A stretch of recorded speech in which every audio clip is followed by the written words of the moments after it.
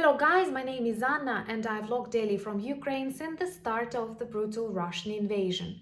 So if you're new to the channel and you are looking for an ordinary Ukrainian perspective on these extraordinary events, please subscribe and join the friendly community. And today I want to introduce you to one of the supreme Russian orcs, pardon my English, Admiral Viktor Sokolov. Everyone in Ukraine and globally is talking whether he is dead or alive. Let's try and figure it out together. But first of all, let me remind what was the reason for potential death of Admiral Sokolov, and that is a super successful attack of Ukrainian army on the headquarters of Russian Black Sea Navy in Sevastopol. The building was destroyed, more than 30 officers, brains and bloody hands of Russian Navy in Sevastopol were, let me be politically correct, neutralized. And now there is information from Ukrainian sources that Admiral Sokolov was killed. But we saw the video of the meeting of Minister of Defense Shoigu. I wonder why he is still alive. And on that meeting, Viktor Sokolov was present. But that was a Zoom meeting, and honestly, Sokolov was not moving, was not talking, and I can invite a pope, for example. No, I don't want to invite Pope with his messages.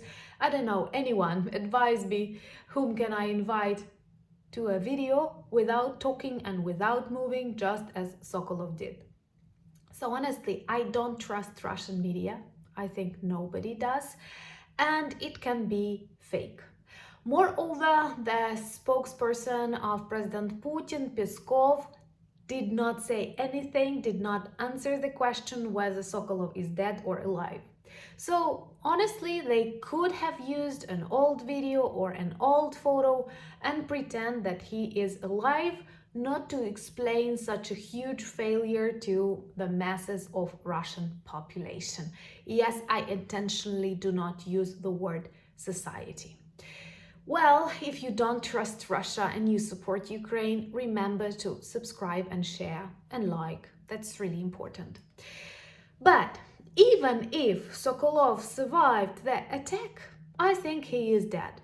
Well, first of all, because military managers, like top military and top politicians, don't live long in Russia, especially during the Putin's regime. Second, because the headquarters and much of Russian Navy in the Black Sea was destroyed. We may see huge losses that happened within a very short period of time for the Russian army. Actually, I'm super proud of the way Ukrainian counteroffensive moves, and with each day we see more and more positive signs of that. We've destroyed the headquarters of the Russian Navy, which is very symbolic. Apart from military success, come on, dozens of Russian Navy officers, professionals, killed. It's very symbolic because they were using Sevastopol as the heart of Russian sea glory, very imperial narratives and other stuff. Of course, it was a great mistake of Ukrainian government to allow Russian Navy stay in the Crimea. And pro-Russian President Yanukovych, who was thrown out of Ukraine after the Revolution of Dignity, was the one to sign an agreement with drunk and crazy Medvedev president and allow Russian Navy stay in Crimea until 2042. I'm confident that much sooner than 2042 there will be no Russian orcs on the Crimea, and you're all invited to party, drink wine and enjoy beautiful sunsets. Crimea has subtropical climate, and if you want to visit Crimea after we win, share, like, subscribe, help this channel become more visible. So, reasons why Sokolov is dead even if he was not killed. His headquarters are destroyed. Lots of Russian ships went just as the ship Moskva. You remember that beautiful phrase. I will not repeat it because I'm a polite girl, but all of you know what I mean. And ship Minsk, for example, that was burned on the 13th of September, pretty recently. It was preparing for the start of the shift, and more than 60 Russian Navy military joined Prigozhin troops. It sounds beautiful. There are many other signs like Triumph complex destroyed, lots of explosions on the bridges and other stuff. And as a Ukrainian, I feel it that Crimea soon will return to Ukraine. By the way, do you know that we ask our citizens not to travel to Crimea because it's dangerous? It sounds like so unbelievable, because at the beginning of this war, no one believed Ukraine will withstand. Putin wanted this blitzkrieg, take Kyiv in 3 days, and look at us now. We've destroyed the headquarters of Russian Black Sea Navy, and that's a good reason to celebrate. So, Peskov did not confirm Sokolov is alive. That Zoom might have been fake, but even if he is alive, most of his business, if it's possible to say so, is destroyed. And I'm sure that we will see with each day how the level of destruction that Russia causes to Ukraine from the Black Sea falls, drops, and disappears.